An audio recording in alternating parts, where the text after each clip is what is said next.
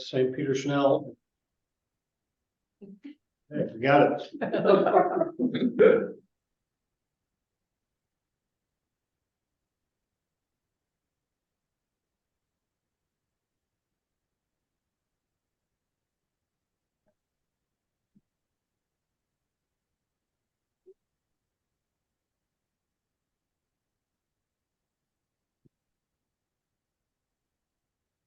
Did everyone who's on get to introduce themselves? I think I see some new Is there a couple new? folks. Oh, yeah, Renee. Renee, would you introduce yourself?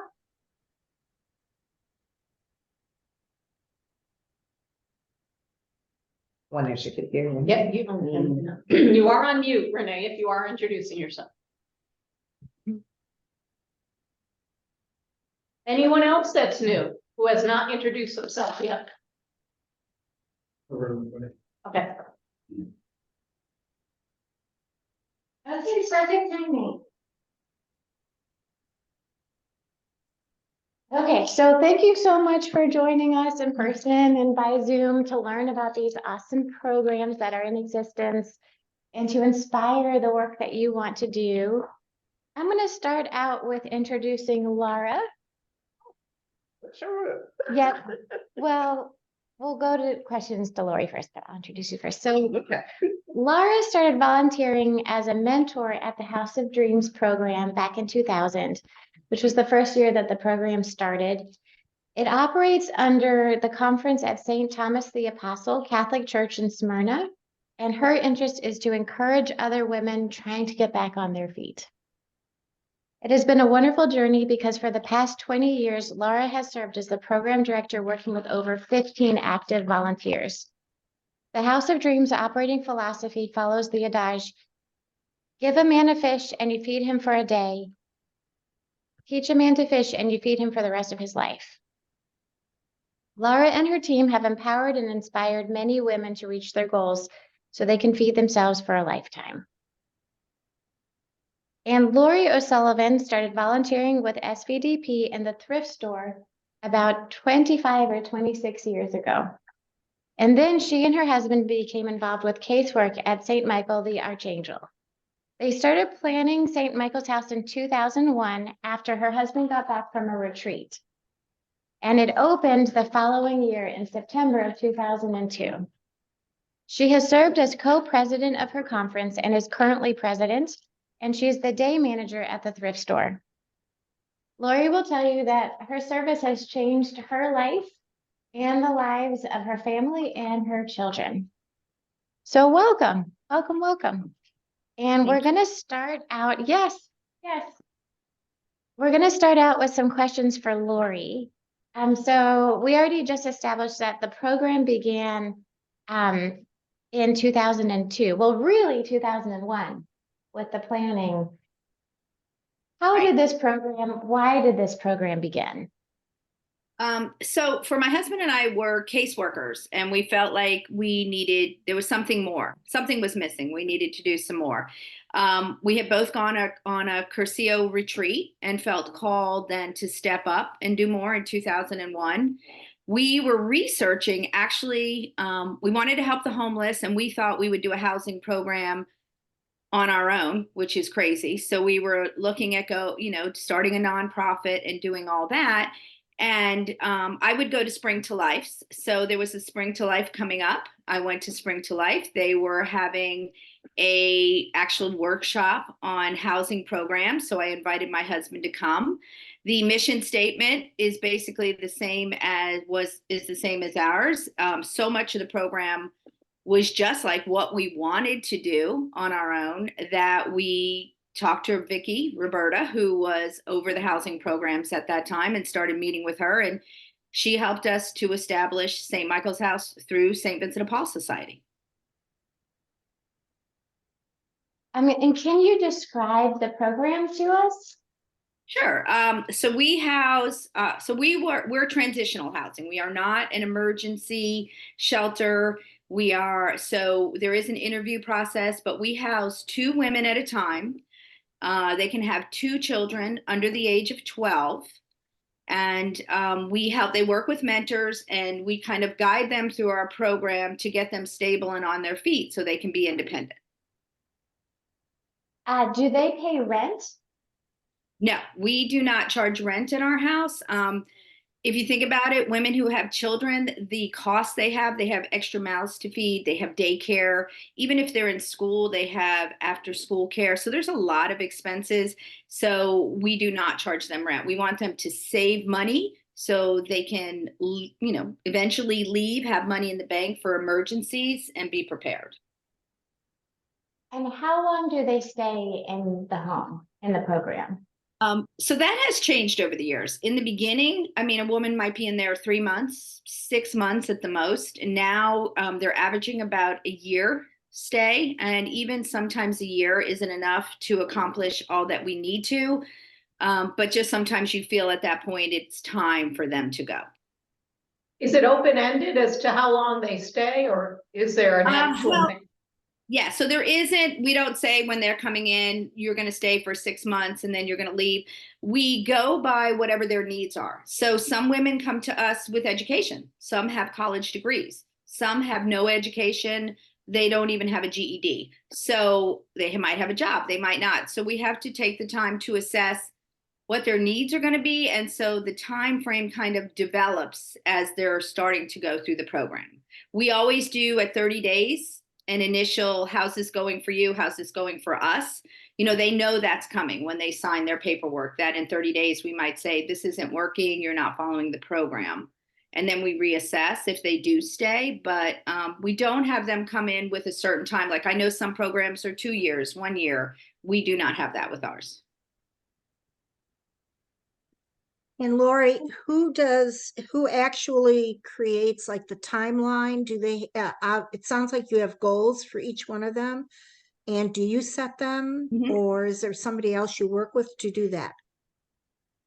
So when they initially come and do the interview, there's 3 to 5 people who are involved in the program that are in the initial interview with them. So we're already starting to assess and looking their goal. Then we're setting goals with them when they come in the house. Each woman has 2 of their own mentors that they work with the whole time they're in the house. Okay. So they're setting goals and all that with their mentors and with me. I mean, I oversee all of it, but the one-on-one is more with their mentors. And did you set up an individual LLC for this project? We are through St. Vincent de Paul. Okay. Our house, we are through downtown. So we didn't end up doing that. Mentors. Who do your mentors tend to be? Are they actual caseworkers, professionals, or volunteers? So everybody within our program right now are Vincentians. Are they professionals? No. And we make our mentors a little nervous because we tell them it's on the job training, just like with casework. So they basically we have 2 new mentors that are starting. Last night they met with the other young lady was there with her mentors to start getting some training. But there's no specific skill set that we require, except that they want to affect change in someone's life. Can I ask you some financial questions? So who owns the house? Do you have kind of a dedicated source of funds? And how large is your budget per year? Okay. So what we do is we're skipping down on some of the information. So we get our funding through us volunteering at a thrift store. So there is a thrift store in Kennesaw, and we are one of the groups that work in that store and get a percentage of the money according to, we have to have managers, which we do, and I'm one of them. And then we have to have a certain amount of workers. So the funds we get from that store pays for the house, and plus the excess of that then goes towards our casework. So that's how we fund it. We don't do grants. We did that all in the beginning. We do not do that now. We are blessed that we have the thrift store. In the beginning, also, when we started the house, before we knew, because the thrift store, we didn't make that much back then to be able to pay for the house. Our St. Vincent de Paul group, since it is through St. Vincent de Paul, came together at our conference and agreed that they would pay for the house out of the donations that we were originally getting at the church. And we do rent the house. I think you asked that. We rent a house. This is our second house that we've rented. We had a different house and now we've moved closer to, we're in Cherokee County now because we were in Cobb County before. And both of our houses, this last house is actually a parishioner bought the house and we rent it from them. So we put out, we spoke to the church and we told them about the house and the needs that we had, and they've always stepped up as a parish to help us. So roughly, what is your budget for a year? I have a treasurer who does that. So I would say though, we try and keep our costs pretty minimum. We do, if a woman comes in and she doesn't have, we usually have no money when they come to us, okay? So the car insurance is due, lots of bills are due. We help them to pay all those bills in the beginning. We don't get paid back, we just pay them. So it could be we're spending $2,000 a month, just in an average year. But then another time, that 1 month might be $4,000 or $5,000. But we average probably, I think, about $2,000 a month because we do buy the supplies for the house, things like that. That's per family, isn't it? No, for the house. It's a shared facility. Okay. Yeah. All right. About that, could you describe what is shared in the house and what is private to the family? So the house that we have right now is a 3-bedroom house. So each woman with their children gets their own bedroom and bathroom. So that is their private space. So they share a bedroom with their children and they share a bathroom with their children. That's their space. But as far as the rest of the house, the 3rd bedroom for us is a toy room. It also has a computer in there and it can be used as a meeting room. And then downstairs, that's on the top level, there is a kitchen, a kitchen they can eat in, and a family room, backyard. That's all another bathroom downstairs. That's all shared with the other person that they live with, the other family. And do the residents actually take charge of the cleaning and buying the food and cooking and all of that? Yes, they clean on their own. We inspect the house. And so we'll do a walkthrough inspection, just make sure. Sometimes we have to call them out. There's rules in our house. There's a lot of rules. And one of it is that the house needs to be kept clean. What we tell them is basically, look at how beautiful this home is when you're moving in. This is how we expect it to always look. And when you acquired the house, did you have to do some renovations, a reconfiguration so that each of the 2 bedrooms were large enough to accommodate children and mom and to have their own bathroom? Did you have to do some renovations? So what we had to do was we did some painting. I actually have a friend who's a decorator. So she came in and for no charge used her skills to show us what to do and helped us to buy, furniture and all that kind of stuff. So we did have the expense when you're starting out of furniture, pots and pans, everyday thing you would do to start a household. Did we have to redo the rooms? No. This house, though, I will tell you, is much smaller as far as bedroom wise than the house we had before. So it's tight in the one of the bedrooms is really small.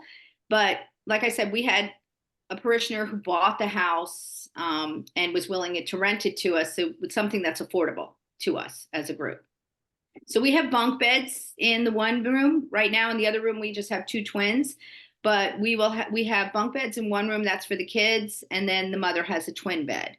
Where in our other house, they actually had queen size beds for the mother and then bunk beds for the kids.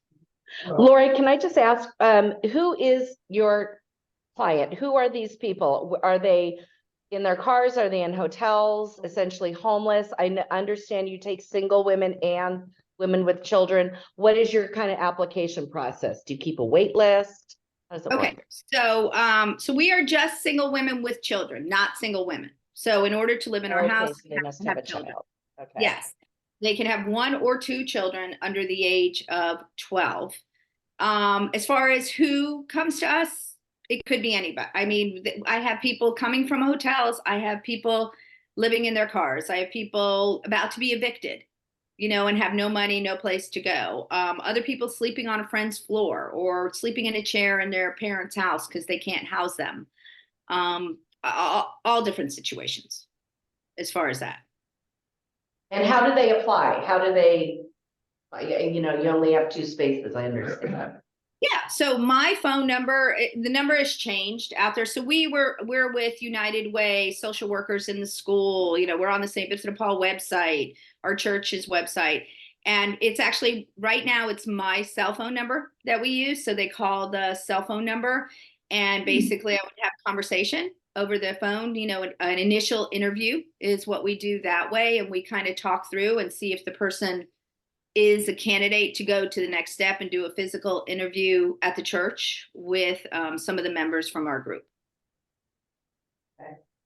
If somebody wanted to do a program, they had the initiative to do a new program at another location and they had the house, what do you see as the greater obstacle to have it duplicated?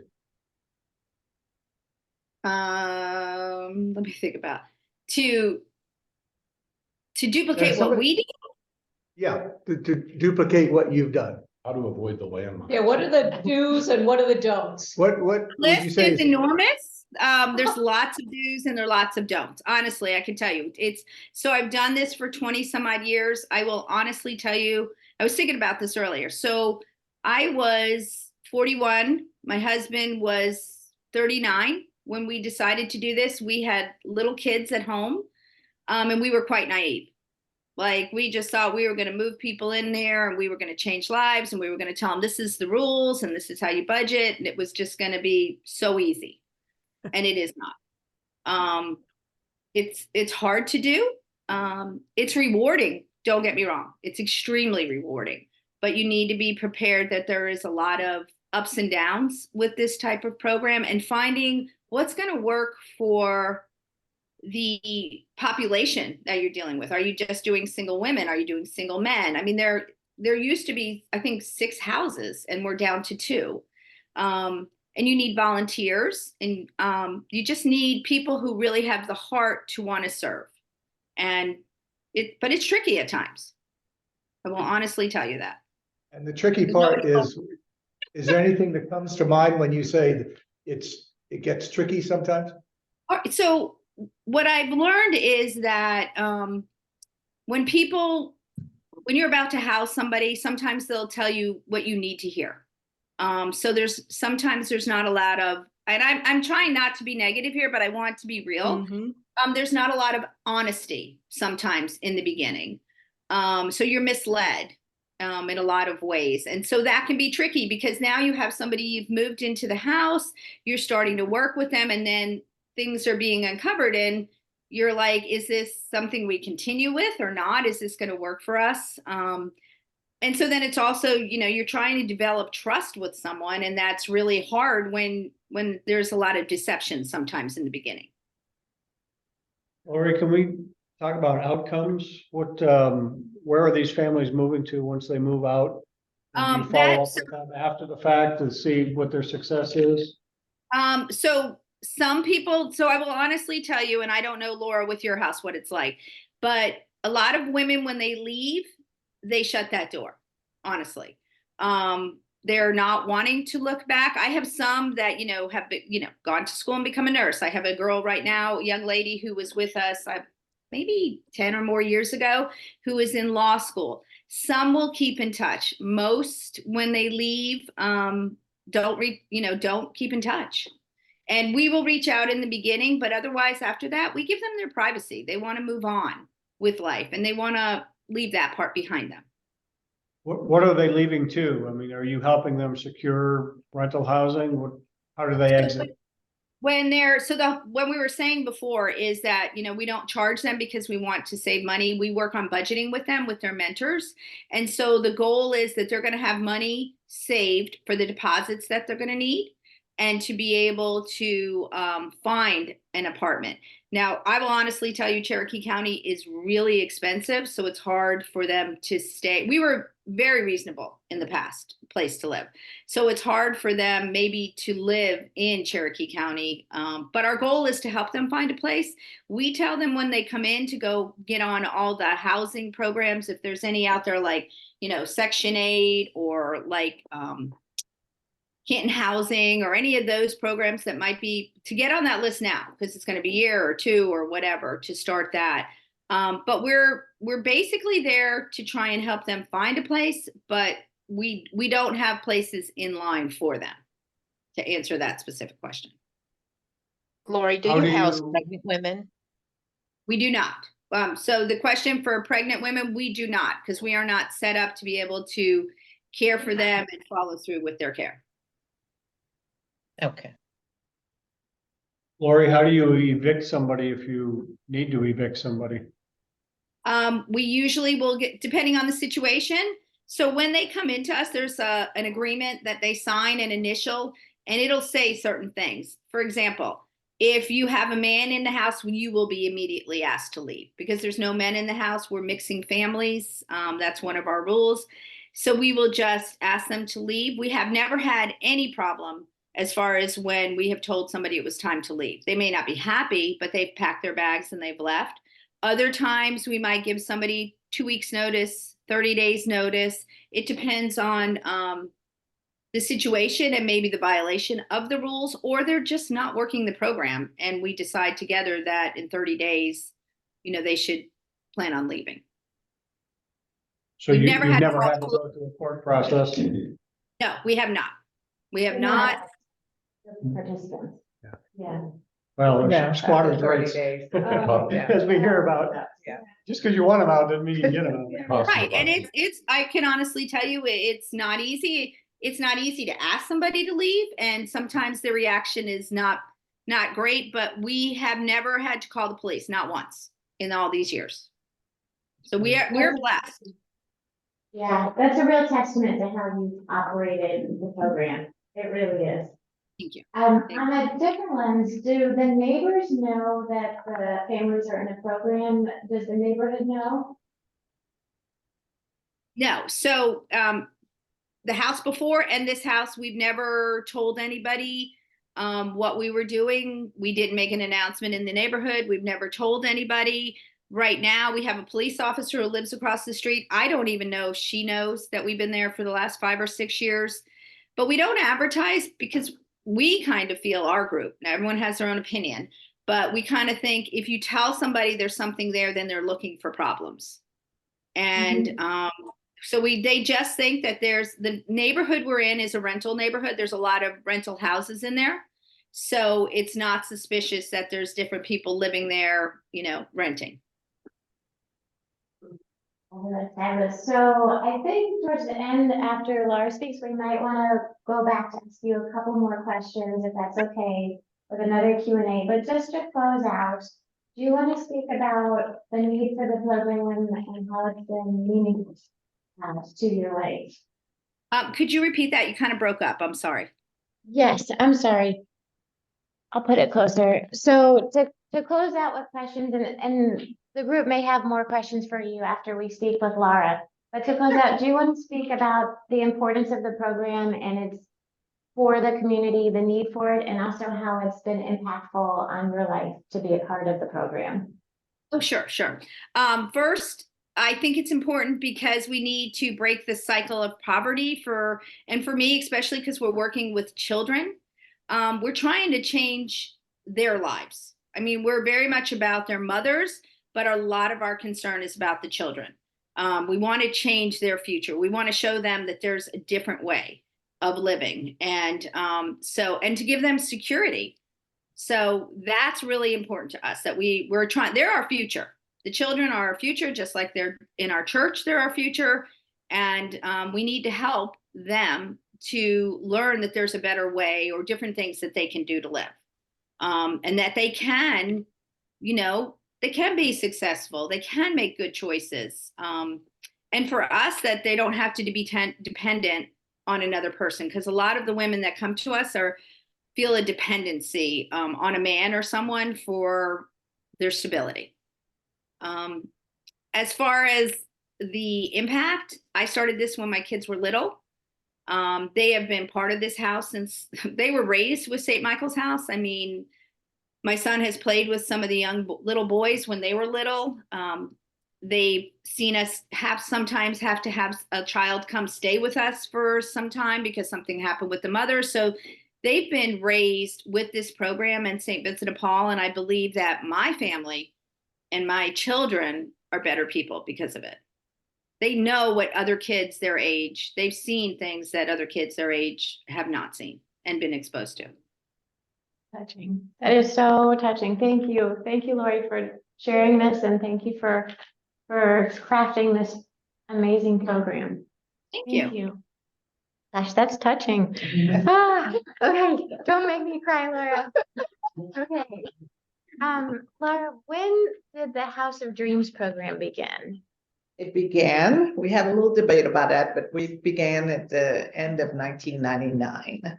So we've been around. I heard one of our mentors say last week or so during an interview, we've been around for 25 years.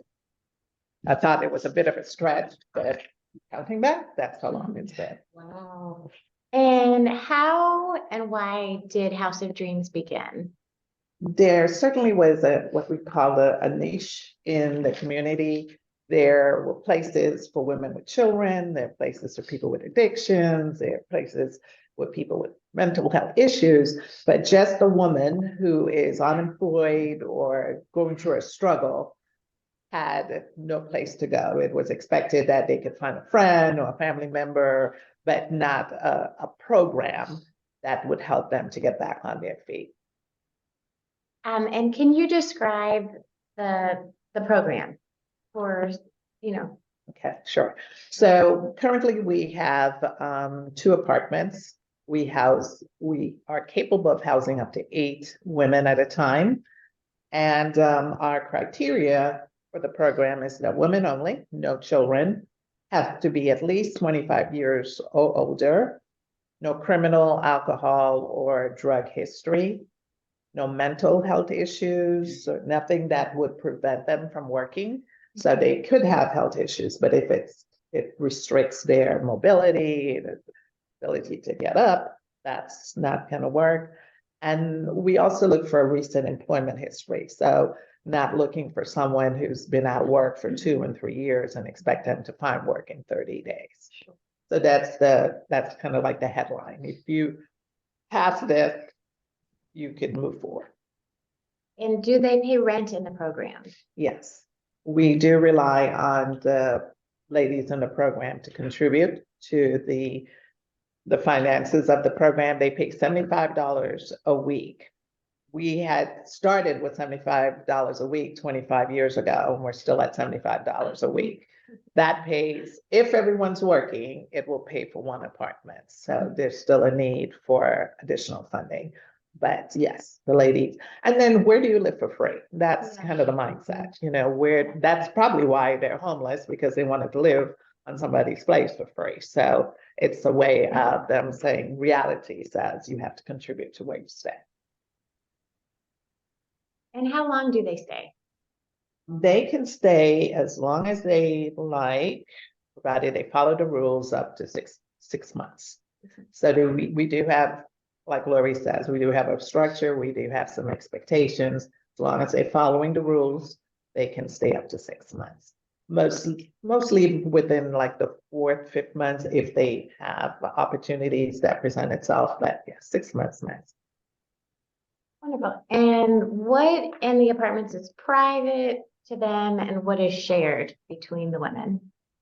So we have a 3-bedroom, 2-bath apartment. 2 of the ladies are lucky enough, so to speak, to have a room of their own.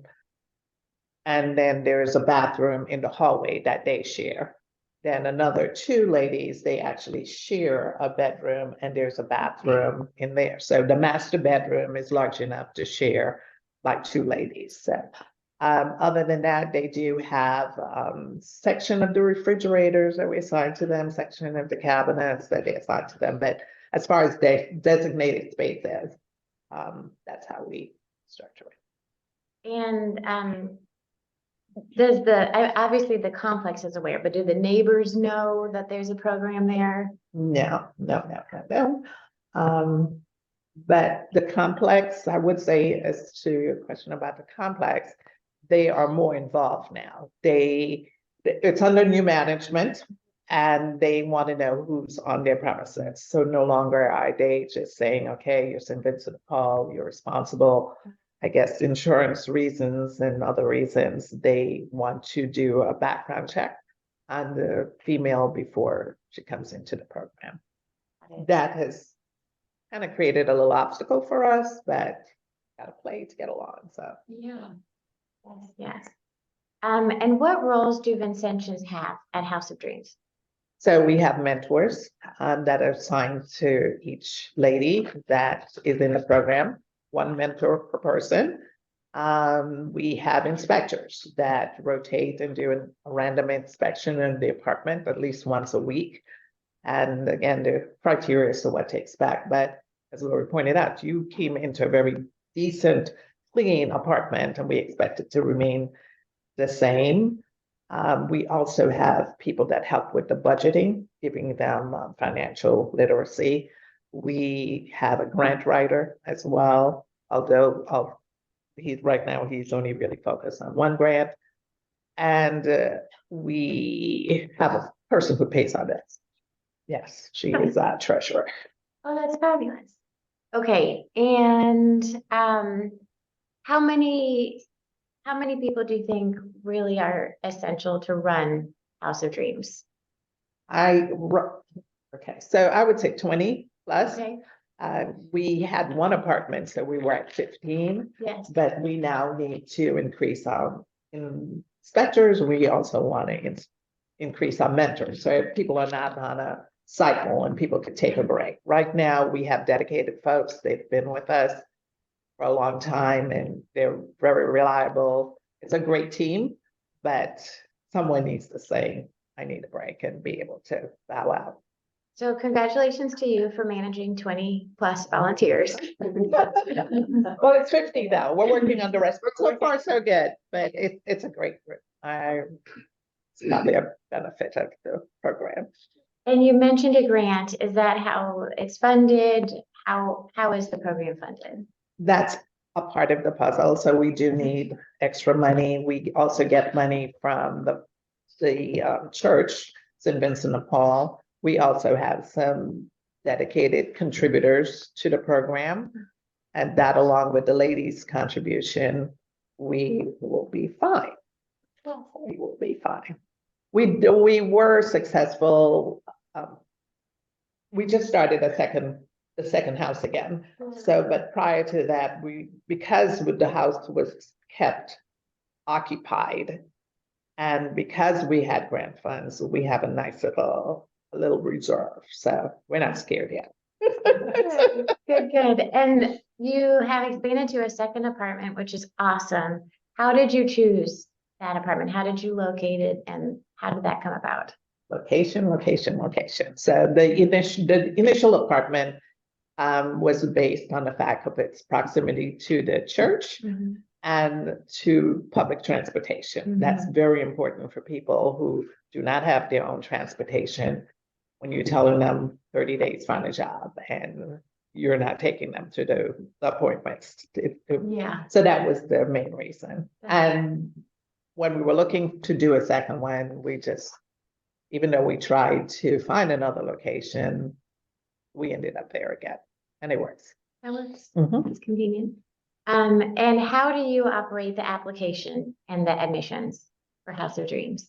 There are a few channels to get to us, but the main one that has worked very well for us when they're receiving it is a submission through the St. Vincent de Paul Transitional Housing. Just go in there, fill out an application. It comes directly to me. I could funnel it to someone else to do the initial interview, and that works well. They could also call the church. There's a line that comes to me from there as well. Can I interrupt in just my own ignorance? Is there a St. Vincent de Paul transitional housing application It's on the website for Yes. for House of House of Dreams. Dreams, not St. Vincent de Paul, Georgia? No, it's on the St. Vincent de Paul, Georgia website. And each transitional program can have their own intake method. Sure. So whatever works for the program Whether it's a website form or a phone intake, it's personalized. Laura, you don't limit based on the geography of the applicant, do you? Well, they have to come to Cobb I'm sorry. County, right? Well, to live there, that's, yeah. Right, yeah. but not really. If they're No, really- if they're homeless, Yeah. right? Yeah. And then that means they're amenable to just about any place to stay. But Cobb County Grant does say it should be Cobb residents, but the location is Cobb, so, They but become it's residents. spreading here, yeah, they Yeah. become residents in Cobb County, Yeah. yeah. So when I had visited the home the last time, you had a Saturday morning meeting, sort of an all-house meeting, all of the residents, all of their mentors, all of your inspectors and volunteers. There's a great amount of accountability from them to you, you to them, and them to one another, and that's where they kind of hashed out Yes. all their grievances about living with other people and strangers and stuff. Is that still the model that you're using? No, we are on Zoom. It works really well, but as far as the communication and the exchange, the agenda, yes. So yes, on that Zoom call, they get to express any concerns, what they likes, dislike. We get to give them feedback on behavior, rules and stuff. There, of course, if something's very personal, we try to keep it that way, but in general, it may be an opportunity to reinforce a rule. And, but we are doing it at Zoom. It works best. It's a 7 o'clock Monday meeting. People can be comfortably in their house after dinner. It just works best for us. Once the meeting's done, everybody's where they need it to be. So, but some people think it's better in person, not one of them, but we may get back to that at least once a month or something to actually be physically with them. Do the mentors meet with them once every week? They are communicating with them once a week. It could be any form of meeting, but they And do they communicate. have then goals that they will be talking with them, and do they identify a goal that they want them to do? The whole idea of them being with a mentor is setting a goal for them, and the mentor keeps them accountable for reaching or the steps towards those goals. So yes, the one-on-one meeting with a mentor is about helping them and seeing their progress. Or what about outcomes? Where do they go when I talked about this a little bit, but for Yeah. everybody else's benefit? Well, because of the cost of housing, most of the ladies are transitioning out to renting a room again. Because they can't afford anything more. We've had a few exceptions based on the type of job that they had and their educational level. They could actually rent an apartment. We had one lady or two people last year that were able to rent a small apartment for $1,200-1,300 just by themselves. But that's few and far between. And we really don't think it's wise for them to leave $300 a month and then jump into something that's $1,300 a month. Most budgets don't allow for that. So, but we can't require anything. Some people are very ambitious. We had a lady who barely paid us and went into a $2,500 house rental because of a job she was expecting to have at Amazon. It was the craziest thing, but there's just so much we could do. And if that wasn't bad enough, she called me back and wanted to know if we could help her because she did not want to be late her first month with that was a real conversation, a real person. Can I ask you a similar question? Can I ask you similar questions I asked Lori? So Sure. you say that you have some grants. Are these government grants, state grants? And what is the role of funding from your conference? So do they give you, do they provide funding every month or only when you are short of funding? Well, they're supposed to give us some money when people say it's supposed to come to us, because with St. Vincent de Paul, they have an option in our conference to say whether it just goes to the St. Vincent de Paul at large or to St. Vincent de Paul House of Dream. So some people would make that specific distinction, and as a result, we should be getting a check once a month. I've heard too, they said it may be once a quarter, so that's a whole different setup that I'm not totally aware of, but we do eventually get a check from the conferences. It's not on a need basis. As far as Cobb, it's a county grant associated with HUD. It's the ESG grant, and we get funding from them specifically for paying our rent and utilities. And what can you give us some ballpark budget a year that you have? Well, yes, it is. We're in the process of submitting a grant now, and our budget is $45,000 for housing, $12,000 for utilities, and so he came up with $80,000. We do help with transportation. We will help them pay bills when they come in. If someone's about to lose their storage, or just have, maybe insurance because they're at their last, we will help with that. So just giving them a good clean slate to start with. So 80,000 to answer your question. Can I ask about liability issues with the people working there and volunteers and the families? Is that just covered under the St. Vincent umbrella? Yes. Yeah. And the apartment complex also has insurance between the two of us. But have we ever had any need for that? No. But yes. One technical thing, and I know we've talked about this in the past too, if you're considering this type of thing, please don't call it rent, call it a program fee. Yeah. It's not rent because they're not residents, and that brings on all kinds of entitlements that go with that. So with the courts and such, so it's a program fee. And that's it. Yeah. There's so much wisdom in that. That's so right. If you call it rent, they become tenants, so. Yeah, but you know what? I really don't even know if it matters what you call it, because as long as they've Just in been the there court. 30 days, they are considered to be Yeah. to be given full notice. And unlike Lori's situation, we've had to call the police a couple of times to kind of make things a little even, so they realize that, if you have violations, you do have to leave.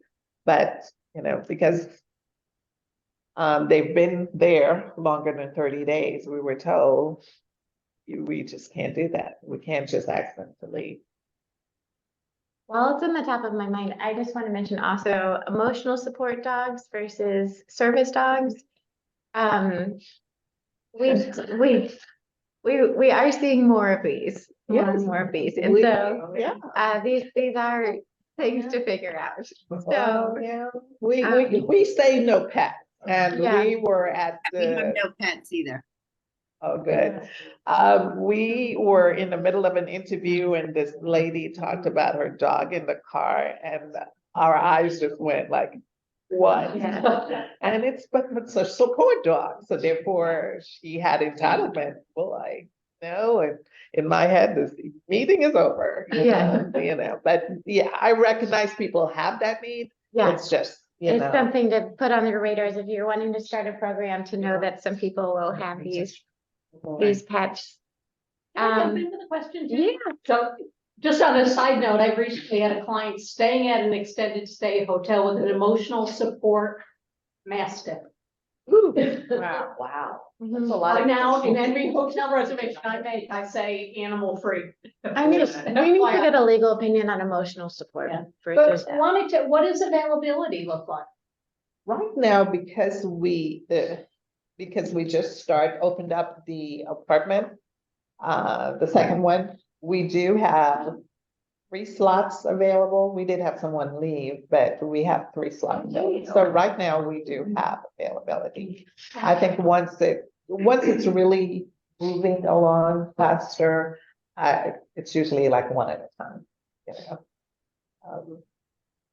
But you know what? I'm glad it slowed down a bit Take a breath. because that, and then as you get people in, we're really trying to help people. So you kind of get to know them, got to get their names right, you know. So you're just, you know, so it's Busy. yeah, and it's really as much as like today I had to tell someone no, and but I was excited too that we were getting one more space filled.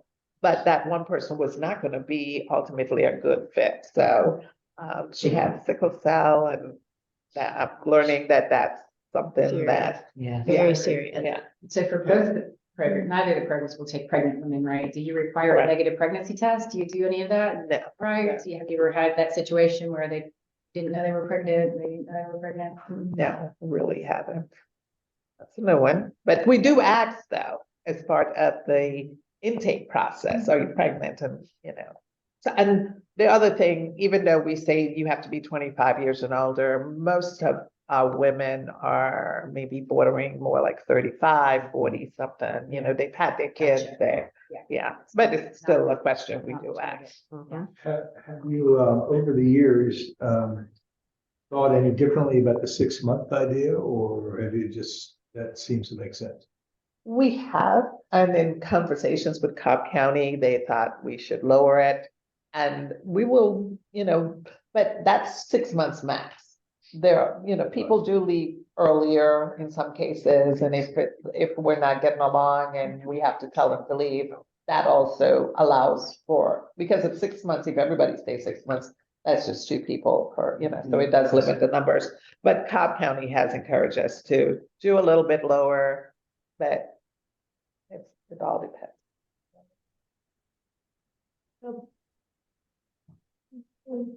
Could say Craig is here from, Yeah, I just talked with Gina Yeah. and Lisa on the Zoom at the top of the hour. about the extended stay option as well. Yeah. Mike, but I just. Oh, great. It's nice to meet you. Oh, yeah, yeah, and I met David actually when he was stopping by our Chamblee property. My name's Craig Briscoe. Wait, I'm- we're not ready yet. Oh, We're I'm not- we're not okay, ready. okay. You have to be in Yeah. about 2 or 3 minutes. Oh, no, but I no. just wanted to make sure that. Perfect. Yeah. Yeah, no. I can address outside of Cobb. Good, good, good. Okay, so one closing question for you, Laura, and then I'd love for Karen to introduce her mission statement of what could potentially begin at Fort Oglethorpe. So one last question for you. Sure. We know this program is needed. Do you want to describe how it's been meaningful and impactful on you? As much as we think we're giving to these people, personally, I think they also give to us. As an individual, you could see how blessed you are, how wonderful it is to give to others where you're not really expecting anything back from them. The blessings will come, but it's not from them. You're doing God's work, and you just want it to be just that, you know, clean hands, and just trying not to have great expectations. So for me, like Lori, my kids have heard House of Dreams, House of Dreams. My mom said the other day, I probably should be in the House of Dreams because I think they get more attention than I. Probably those kids have no shoes. Huh? Yeah. Yeah. So, but yeah, it has been just wonderful to see how what we do and the impact it has on the ladies that are in Yeah. there. Wonderful, wonderful. Well, Karen, I'm going to pass over to you to introduce yourself. Okay, thank you. Yes, I'm the president of the conference at St. Gerard Majella over in Fort Oglethorpe. And about a year ago, my vice president and we were seeing as our neighbors came for help that there were a lot of single women with children. And as we have said before, they can't seem to be able to be independent enough without always looking for a man to help to support them. And our heart went out, like Lori said, because there are children involved. And she and I said, gee, you know, what could we do? And had a conversation with Mario. So that's really where the seed and the thought began. And even though it's been a year, we've had to put a hold on that project for some other things that were going on within our conference. But now we're at a point we want to start looking at that. So Lori, it was really interesting to me to hear about, you know, what you're doing and how you started, and you know, the pitfalls and the things you have to watch for, and it kind of opened up my eyes, and that's all really good. So I want to thank you for that. So we have put together our project, our vision, our mission statement. I will read my mission statement only because Marielle had asked me to do that, so if you'll bear with me just for a minute. Our mission statement is to provide an affordable, safe, and supportive place for single moms with children in a Christ-centered environment that builds a strong faith, reinforces a sustainable family foundation, and fosters personal independence. Because that's ultimately what we want to do. We want to be able to help a few women at a time with children to kind of get on their own feet, not being dependent upon the government money, be able to work or do whatever they feel is necessary for their family to provide that stable environment for children. We want to try to help break that generational poverty that we do see in our area. So I'm hoping that maybe you won't mind, Lori, if I reach out to you from time to time and kind of pick your brain, because we are way at the beginning of this. So we're first starting to kind of formulate this and how we want to go about that. Of course, anytime. And if you want to come see our house, we can arrange down the road for you to come tour. Oh, that'd be wonderful. Thank you. And thank you, Marielle. I appreciate just having the floor for a couple of minutes. Yeah, well, we are excited about that passion and that interest, and I'm here to support as much as possible what you want to do with that. And so we are at top of the hour. I feel like we did ask a lot of questions, but does anyone have a question that they weren't able to ask that they want to get off their chest before we close out? I do have a question. As a former homeless nin myself, and from a background and a history of dysfunctional family, within that, I had a lot of PTSD with other women in situations like that when I had to go into Family Haven. Do you guys provide any mental health counseling or any association with NAMI or anything to help these ladies understand that what their pastor basically counseling and such? I had to come out of it myself through my own therapist and my own counselors, but That's a great question. Yeah. It seems like I'm seeing a lot of right now with the homeless that I helped, that they come from a really bad history of dysfunction in the family, like I did. And I think that's why the Lord has put me through this and has glorified me where I am today, helping others. So it's very important to me that they understand that they're cared and loved and that they are children of God. But they also got to understand that their past does not define them. So I was just curious, does any of your facilities offer any such thing with that type of mental health counseling or such? So what I would say first for our house, first, of course, we have they have the two mentors that are helping them and loving and supporting them. But then there is that a lot of women today, it's rare to find that for us lately, that they're not on medications, or most women are on medications right now, it seems to be. And we do provide that if they will go for counseling. Some women, no matter what we try and do, will not go for counseling. We will pay for their counseling. We are more than willing to pay for counseling, pay for prescriptions, anything like that for them. It's just getting them to even agree to go forth. And that sometimes takes a lot of time to even get them there. But we will pay for it, and we do support them. They need counseling. We all do. So Yeah. we're very supportive of that.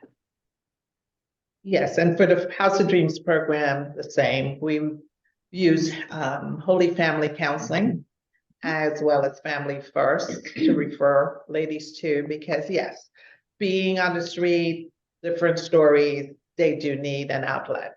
Our mentors are, while professional and have had life experiences, they're not counselors. So we do see that as a separate option for them to get healing. And we will pay for it, but usually the price is on a sliding scale. So one of the other food for thoughts is if people are not invested in what they're getting, they sometimes take it for granted and don't benefit as much, but we're talking like $10 or, when it's at that level. So to just let them invest into it, but yes, it definitely is needed. And also I want to add too that we do suggest for some of our women, like Celebrate Recovery, even though they might not have a history of drug or alcohol abuse or anything like that, because Celebrate Recovery is a Christian program just that does provide that type of support too for situations they might have gone through. Celebrate Recovery, is that a program? It's out there. It's it's like it's kind of like an Alcoholics Anonymous, but it's Celebrate Recovery and Christian program, but they do not have to have any alcohol or drug issues to go to that. And it's another form of support and a step program to help them if they're not wanting to get counseling. That's a great program.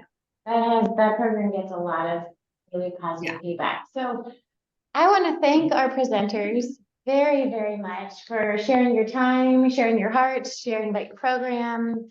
And I just want to thank you for the work that you're doing with all of these children, intergenerational change, and women and their partners as well, who are impacted by having them be so stabilized, etc. So thank you, thank you, thank you. We do have a guest visitor, Craig Briscoe. He is here visiting, and the time just works out, and he represents a motel company. So if you want to stay on the Zoom, he can talk to us. Remind me of the name of the company. Yeah, we see that's Hometown Studios. My name is Craig Briscoe, and actually I met David, who is because we do some work with St. Vincent de Paul. So as I was talking with Lisa and Gina at 11, they said, "Hey, there's a lunch and learn." Yeah, so you're welcome to stay on. I'm gonna go turn off the recording. So this is a good information for us to have about what you all have.